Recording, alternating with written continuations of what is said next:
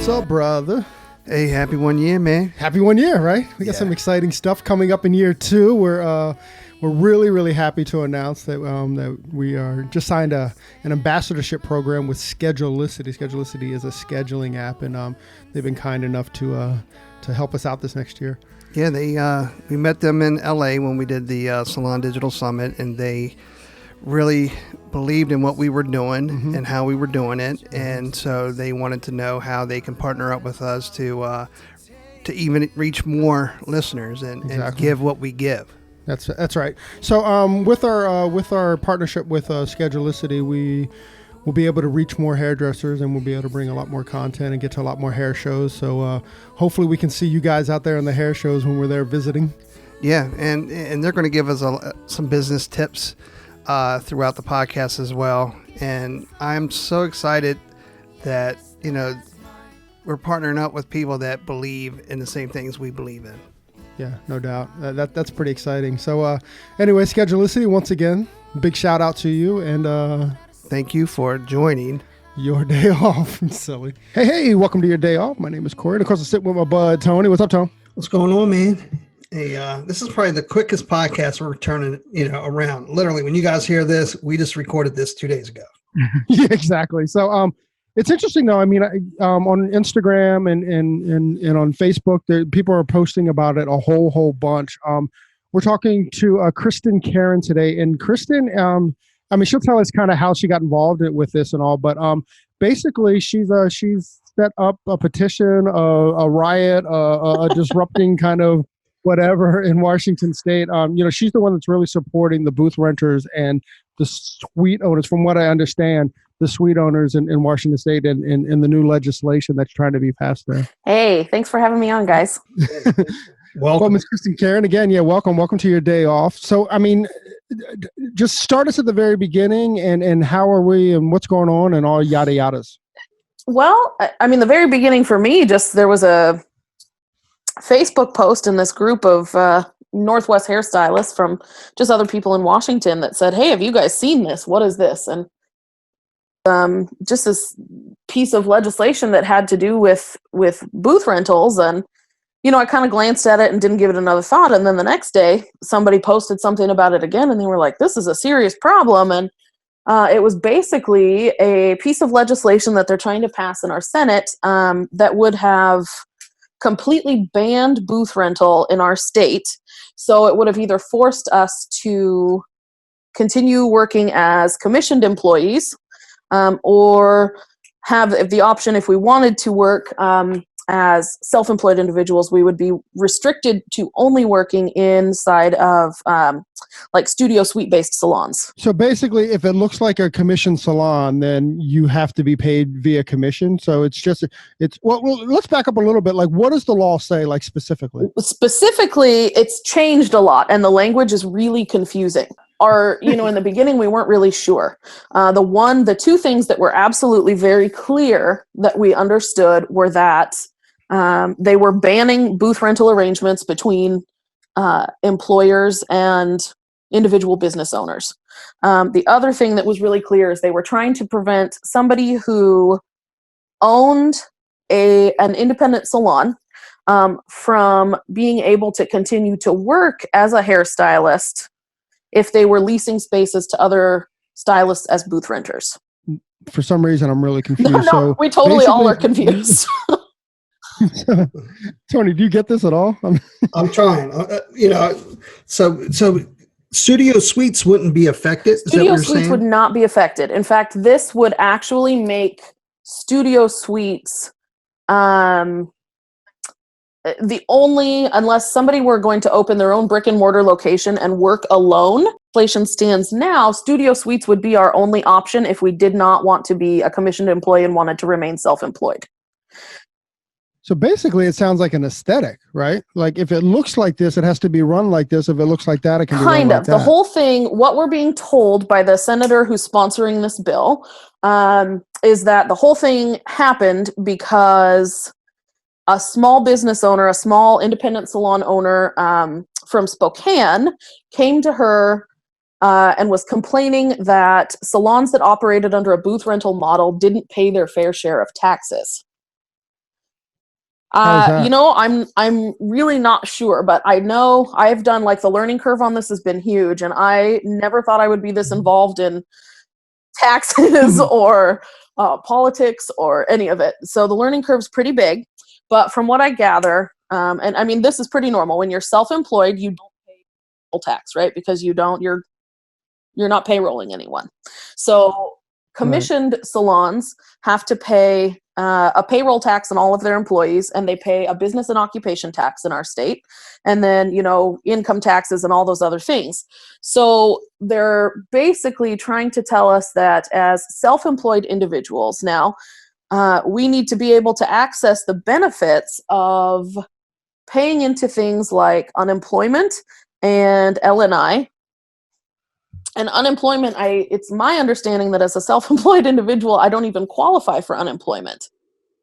So I'm not really sure why they're saying that we need to be paying into this, but they're saying this as, you know, they're promoting this as an idea of tax fairness, because people who own their salons or own their own businesses with employees have to pay into unemployment. So why shouldn't somebody who is an independent contractor have to pay into unemployment as well? I mean, I think if you look at it, and Tony and I talked a little bit about this. I mean, if you look at it and you remove the word tax, and it's an unemployment insurance for the state. Is. You know, I mean, I don't know. Again, if you would never grab that benefit, you know, why would you pay insurance for something that the benefit that you never grab? I mean, I don't know. I'm just trying to think. Yeah, I mean, that's kind of where we're all at, though, is that everybody is so confused, and nobody seems to understand kind of where she's coming from on this. She meaning the owner of the Spokane hair salon. Her and the senator who's sponsoring the bill. You know, because you hear from one owner of a salon that there's not tax fairness between commissioned salons and salons that operate under a booth rental model. You're gonna write a bill that's gonna completely change the law. It doesn't really make a lot of sense. Mm-hmm. Right, because I mean, if you can't collect, and I see a lot of people who's transitioning back from a booth rental back to the commission salon might take a little, like a month vacation and collect unemployment, right? I mean, you fire yourself. We've had a couple people kind of joking around in this Facebook group, and they're like, "Oh yeah, I mean, that sounds good. January's a slow month. Maybe I'll just take the month off and collect unemployment, and then, you know." And then, and that's great. So, but it's our understanding that as the law stands now, we're not even eligible to collect unemployment benefits. So why should we be responsible for paying into it because we've chosen to be self-employed? So let's go back to another tax. So you said you called it a business and occupation tax. Now, as an independent contractor, do you pay that as well, or is that no? We do pay. The limits. So myself as a self-employed person, I have to earn over $56,000 a year to I guess there's an exemption. So if I earn under $56,000 a year, and that's gross, correct. Right? I don't have to pay an occupation tax according to our state law. So there was actually the senator who's sponsoring this bill, her name is Karen Kaiser, went on a local news station and referred to commission-based salons as real salons who pay their business and occupation taxes, and, you know, basically implied that booth rental salons are not real salons, which I think kind of goes to show that she's a little bit prejudiced towards this, and she's somehow targeting small businesses in our community is basically what we feel. Well, that makes sense. So as of today, where does the law stand, and what needs to be done? What needs to be done with the law? There are 3 separate pieces of legislation that we're trying to work on. We're confused about. Right. This particular one, this booth rental, they're calling this the booth rental bill. This one, she has removed the ban on booths and said that we will be able to continue to rent our booths, and that owners should still be able to perform services alongside their renters. But the other problem is that there's different bills and legislation. It's similar to, what I'm being told, similar to something that happened in California, where they're trying to more clearly define this relationship between employees and employers and really define what is an independent contractor. And it's my understanding that they're doing this because there are several businesses, and this is not industry specific, but that there are several businesses who will employ people and classify them as independent contractors and then treat them as employees.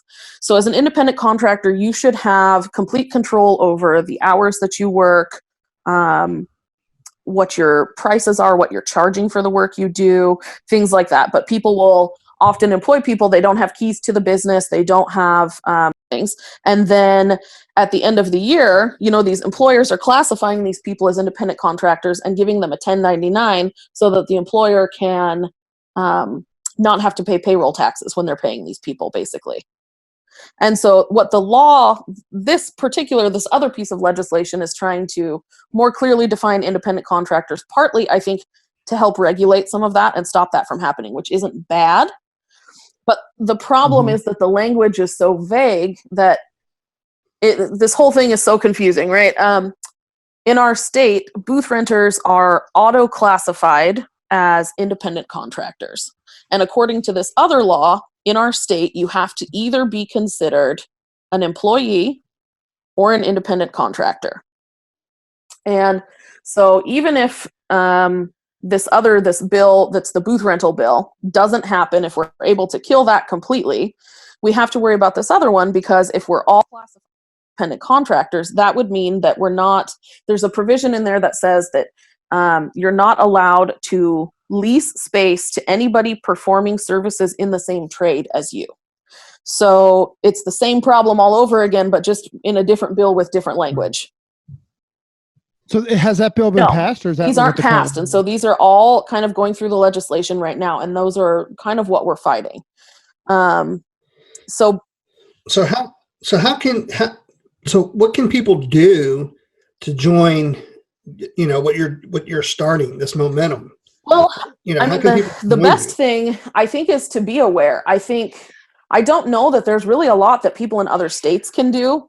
A lot of this has to do with politics, and we're contacting a lot of representatives from our local districts and representatives from our Senate, and trying to influence these people and say, look, this is how you're affecting an entire industry of people, because it essentially, for a lot of us, studio suite salons that we can just go to, right? So that's essentially going to force all of us to kind of go back into commission salons, but there's only so many of those as well.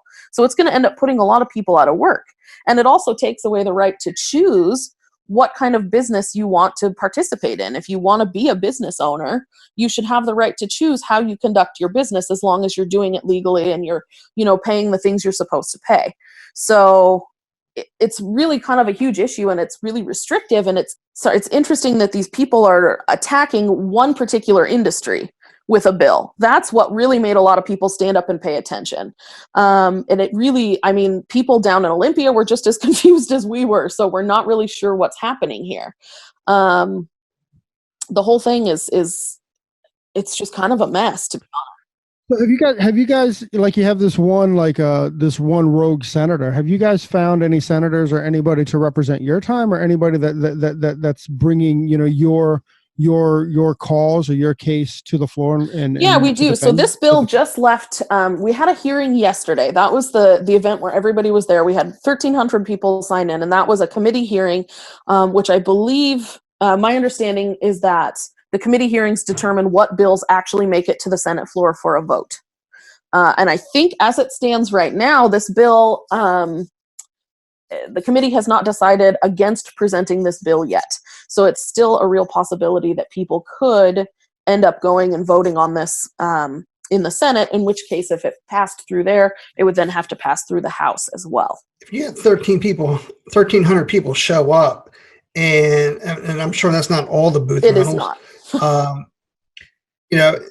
sure, I don't know if they're taking in consideration that those 1,300 people have a ton of clients. That brings a whole nother problem to this issue, right? Is that a lot of us are worried, if we're forced into working in commissioned salons again, we don't have control over the prices we charge. We don't have control over those things that help ensure that we're taking good care of our clients and we're doing it at a fair rate for them as well.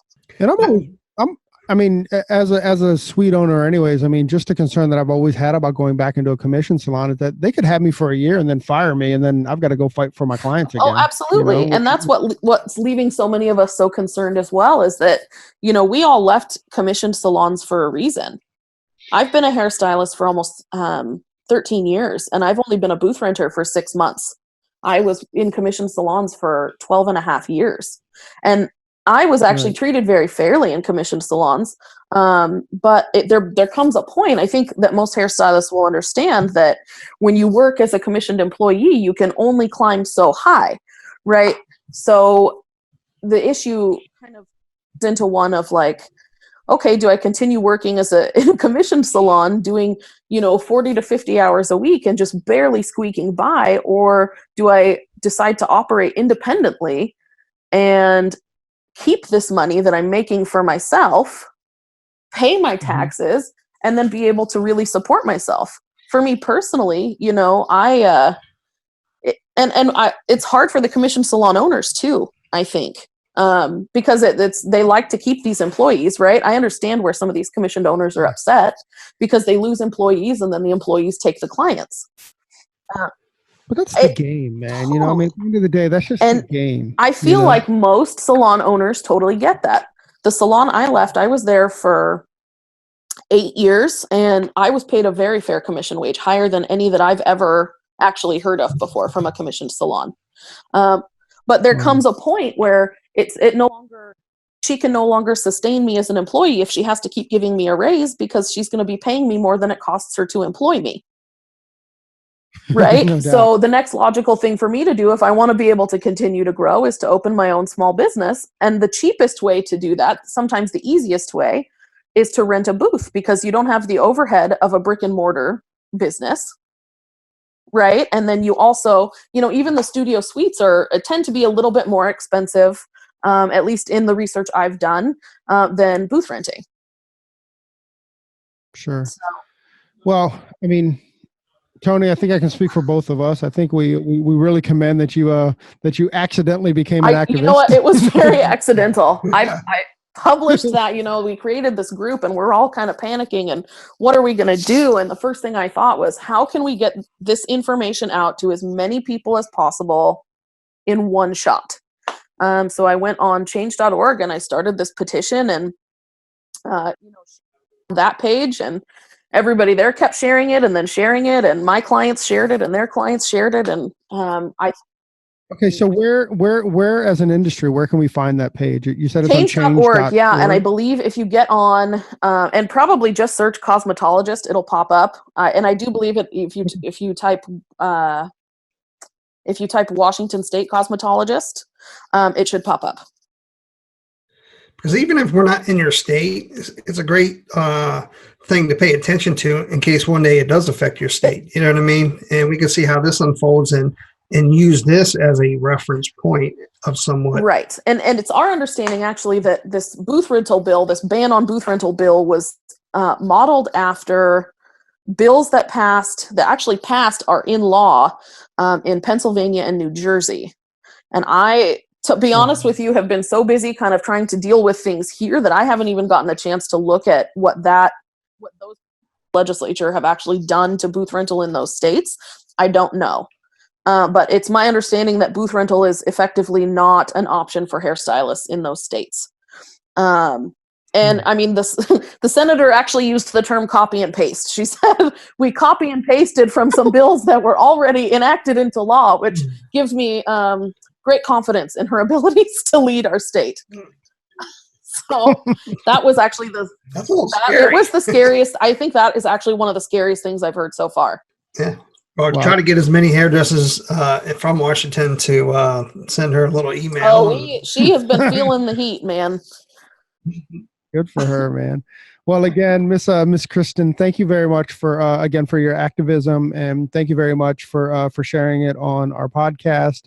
And Tony, if you have something to add, we can just wrap this up. Or I'm just just continue to do what you do, and we're definitely going to follow and watch the outcome. Hey, well, thanks so much for taking some time to chat with me. I will keep you guys updated for sure. Yeah, if there's anything else we can do that in order to help out in any way, feel free to reach out. Just, put it out there for me and let people know in case there's somebody in Washington State who hasn't heard about it by now. So it's out there. Well, we'll do this. So, if you're listening to this podcast and you have any friends to Washington State, be sure to forward this podcast to them so they can kind of get the lowdown and what Kristin's up to. And, congratulations. I commend you for taking this effort. And, thank you. Thanks again for joining us. Yeah. Thanks a lot, guys. Please do me you. Hey, so there it is. Hey, this is a message that we've been trying to bring, I don't know, for the last couple of months, actually since we started the podcast. Hey, so if you like the podcast or if you find that it's useful, please leave us a review, a 5-star review on iTunes. Leave us a rating and a review. But if you don't like it, forget about it. Yeah, totally forget about this message. We also want to thank Sarah and Blaine from Pretty Gritty. Sarah and Blaine, they are a band out of Portland, Oregon, and we just want to thank them very much for allowing us to use their song, Pleased to Meet You, on our podcast. That's cool. I think you can find their music on iTunes. Peace and hair grease.